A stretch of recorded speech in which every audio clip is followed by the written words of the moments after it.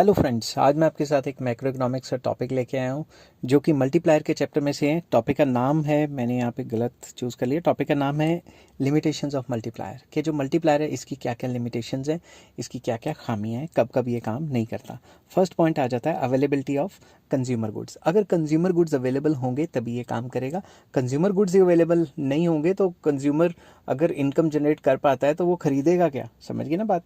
तो इसको मैंने एक्सप्लेन किया है। Multiplier is effective only if consumer goods are available in the country in adequate quantity to enable the consumers to spend their increased income on the purchase of these goods। तो मतलब अगर investment के बढ़ाने से income बढ़ भी गई है, उस बढ़ी हुई इनकम से अगर गुड्स एंड सर्विसेज खरीदेगा तभी फर्दर इनकम जनरेट होगी ना।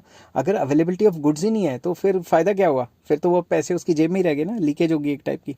If consumer goods are not available in sufficient quantity, consumers will be unable to spend their increased income, which will restrict the operational effect या operational effectiveness of multiplier. तो जो effectiveness of multiplier है वो तो कम होगी, क्योंकि जो उन्होंने ज़्यादा पैसे कमाए वो जेब की जेब में रह गए, वो घूमे नहीं, सर्कल में नहीं आए, इकॉनमी में नहीं घूमे। ठीक है, नेक्स्ट पॉइंट आ जाता है multiplier period. When income increases due to initial increase in investment, multiplier does not becomes operative immediately। शुरू शुरू में इन्वेस्टमेंट बढ़ी, इन्वेस्टमेंट के बढ़ने से एकदम से इनकम नहीं बढ़ जाती, ठीक है, उसमें एक टाइम लैग लगता है। It needs time lags to show its effects. तो एक टाइम चाहिए उसको, पैसे को सर्कुलेट होने में काफ़ी टाइम लग जाता है। जैसे मान लो कोई मैंने कहीं इन्वेस्टमेंट की, उससे पैसा मेरी जेब में आया तो मैं आज के आज ही थोड़ा ना खर्च दूंगा। मैं जब खर्चूंगा फिर अगले बंदे के पास जाएंगे, अगला बंदा कब खर्चेगा कोई पता नहीं, समझ रहे हो ना। Consumers do not spend all their income immediately after its receipt and then there is a time lag between receipt of income and expenditure. वो एकदम से अपने सारे पैसे नहीं खर्च कर देते, आस्ता आस्ता खर्च करते हैं। और जो वो जब उनको इनकम मिली है और जब उन्होंने खर्चा करना है उसके बीच में भी टाइम लैग होता है। मान लो आपको मंथली इनकम मिली तो आप एक ही दिन थोड़ी ना सारे उड़ा दोगे, over the period of month क्या पता उसमें से कुछ सेविंग्स भी करो। ठीक है, this time lag may be short और इट मे बी लॉन्ग। तो ये टाइम लैग जो है शॉर्ट भी हो सकता है, लॉन्ग भी हो सकता है, मगर ये भी एक लिमिटिंग फैक्टर है किसका, मल्टीप्लायर का। नेक्स्ट आ जाता है less than full employment level. Working of multiplier is based on the assumption of less than full employment level in the economy.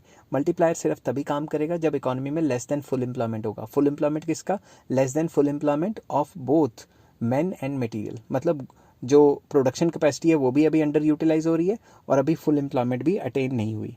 According to the concept of multiplier, increase in investment causes increase in output. जैसे investment बढ़ेगी, income बढ़ेगी, तो demand बढ़ेगी तो output भी बढ़ेगी और employment भी बढ़ेगी एंड इनकम।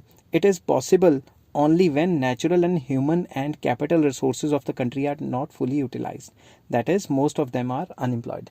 अगर ज़्यादातर रिसोर्सेज को पहले से ही फुली यूटिलाइज किया गया है तो और फुलर यूटिलाइजेशन करने के लिए कोई रिसोर्सेज ही नहीं है, तो उससे तो महंगाई हो जाएगी, समझ गए ना बात। On the contrary, if there is full employment in the economy, अगर इकॉनमी में पहले से ही फुल एम्प्लॉयमेंट है, no amount of increase in investment and income will increase the employment whatever be the size of multiplier. It is a situation of price, in this situation price alone will rise. क्योंकि fuller utilization या full employment तो पहले से हुई पड़ी है, तो अगर नया पैसा डालते भी हैं तो उससे फुल एम्प्लॉयमेंट तो होएगी नहीं, उल्टा डिमांड बढ़ती रहेगी। और अगर रिसोर्सेज पहले से फुली यूटिलाइज है, सारी कंपनियां अपना मैक्सिमम जो सप्लाई है वो कर ही रही हैं, ऑप्टिमल लेवल पे आउटपुट चल ही रही है, तो अगर आउटपुट उससे ज़्यादा बढ़ नहीं सकती, इनकम की बढ़ने की वजह से डिमांड बढ़ जाएगी और उससे प्राइस राइज चला जाएगा। ठीक है, नेक्स्ट लिमिटेशन है स्टेडी फ्लो ऑफ इन्वेस्टमेंट। मतलब रेगुलर इन्वेस्टमेंट होनी चाहिए, यानी कि एक बार इन्वेस्टमेंट की तो कहानी खत्म। रेगुलर इन्वेस्टमेंट होगी तभी रेगुलर इंक्रीज इन इनकम होगी। In order to maintain the effect of multiplier, it is necessary that the sequence of investment must continue. कि इन्वेस्टमेंट मल्टीप्लायर को काम कराने के लिए, लगातार काम कराने के लिए आपका जो सीक्वेंस ऑफ इन्वेस्टमेंट है वो चलना चाहिए। मतलब सीक्वेंस ऑफ इन्वेस्टमेंट का मतलब है कि investment should be done at regular interval. If investment is not maintained continuously, the effect of multiplier will gradually diminish and income will reverse back to its original position। अगर लगातार investment नहीं की, एक बार कर ली फिर दो चार टाइम लैग के बाद कर ली, तो उससे एक आधी बार तो इनकम बढ़ेगी मगर उसके बाद इनकम दोबारा गिर के अपने इनिशियल स्टेजेस पे ही चली जाएगी। Hence, to maintain the effect of multiplier, it is necessary to have recurrent doses of investment administered to the economy.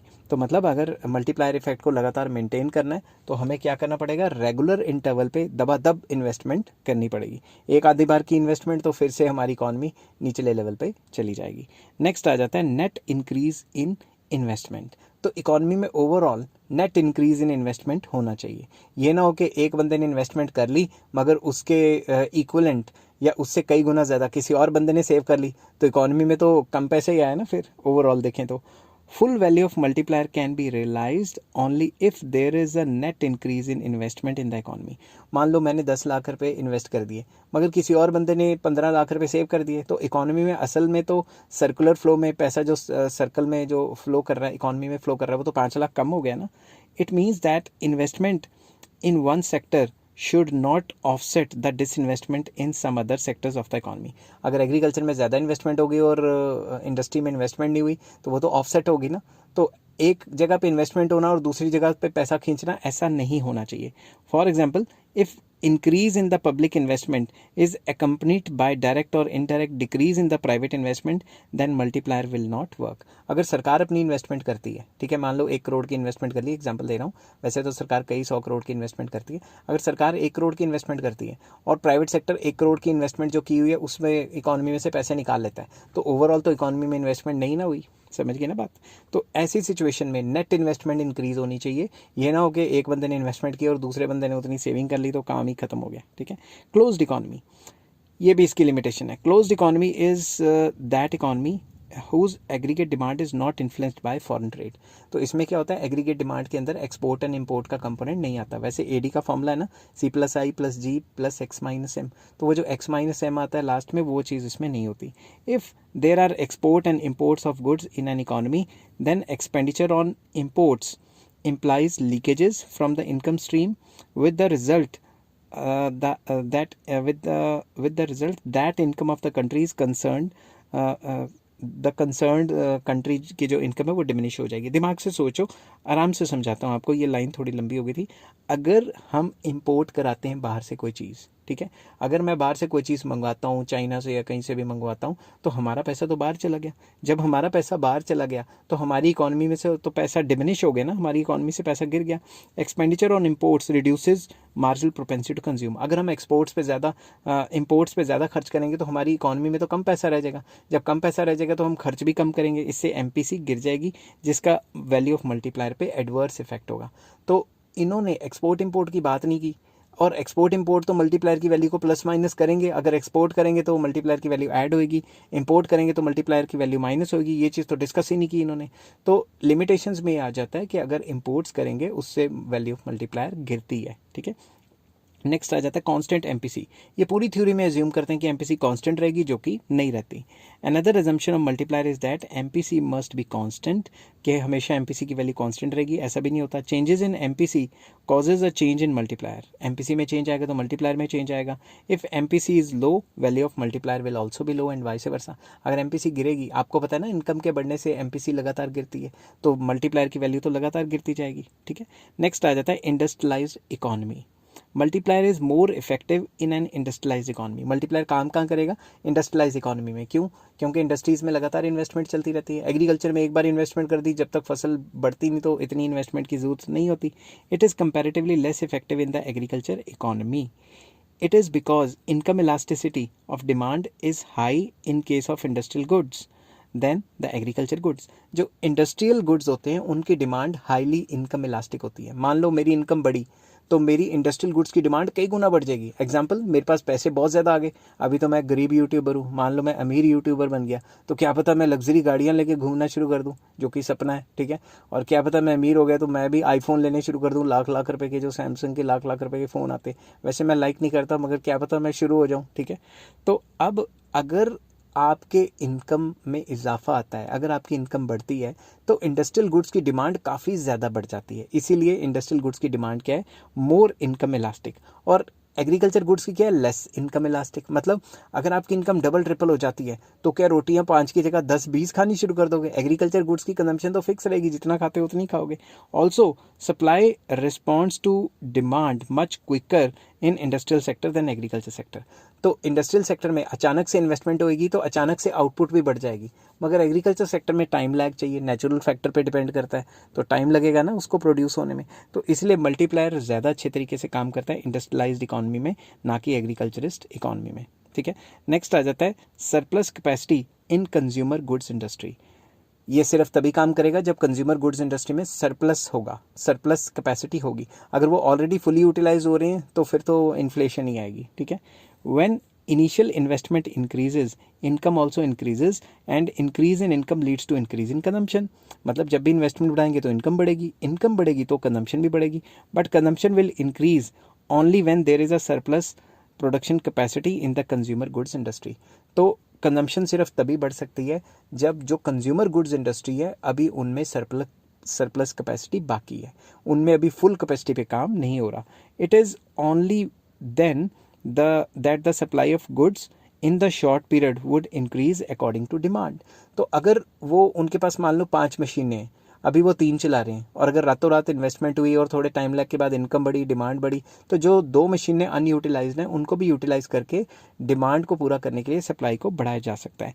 If there is no surplus production capacity, अगर वो ऑलरेडी फुली काम कर रहे हैं और उनके पास कोई प्रोडक्शन कैपेसिटी इंडस्ट्रियल सेक्टर में फालतू नहीं है, in that case MPC will fall, क्योंकि जो एक्सेसिव डिमांड होगी उसे पूरा नहीं कर पाएंगे क्योंकि सप्लाई ऑलरेडी मैक्सिमाइज सिचुएशन पे चल रही है, तो उस केस में प्राइजेस बढ़ जाएंगे। Consequently multiplier may not work, या मल्टीप्लायर जो है ज़्यादा इफेक्टिवली काम नहीं करेगा। लास्ट पॉइंट आ जाता है no change in the distribution of income. Another assumption of multiplier is that on account of increase in investment and income there should not be much change in the distribution of income।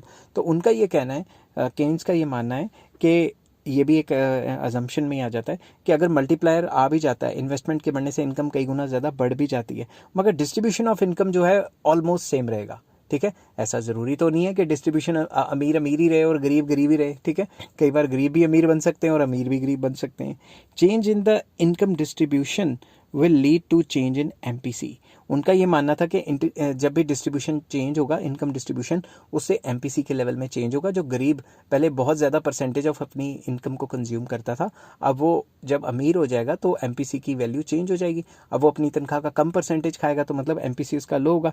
In such situation it would become difficult to know the precise value of multiplier. तो अगर MPC ही ऊपर नीचे होने लग गया तो इससे multiplier निकालना बहुत मुश्किल हो जाएगा, क्योंकि मल्टीप्लायर का फॉर्मूला क्या है, मैंने आपको पहले भी बताया था, 1/1 - एमपीसी। तो अगर एमपीसी लगातार चेंज होता रहता है तो मल्टीप्लायर भी चेंज होता रहेगा, जो कि उन्होंने मान लिया कि भाई एमपीसी की वैल्यू के ऊपर ही मल्टीप्लायर डिपेंड करता है, तो एमपीसी को कांस्टेंट कर देते हैं, मतलब distribution of income almost same कर देते हैं, जो कि गलत बात है। आई होप ये वीडियो आपको पसंद आई होगी। अगर पसंद आई है तो please like, share and subscribe. Take care, have a nice day. और इस चैप्टर के सारे लिंक आपको डिस्क्रिप्शन में मिल जाएंगे, नंबर वाइज देखना। Take care, bye bye.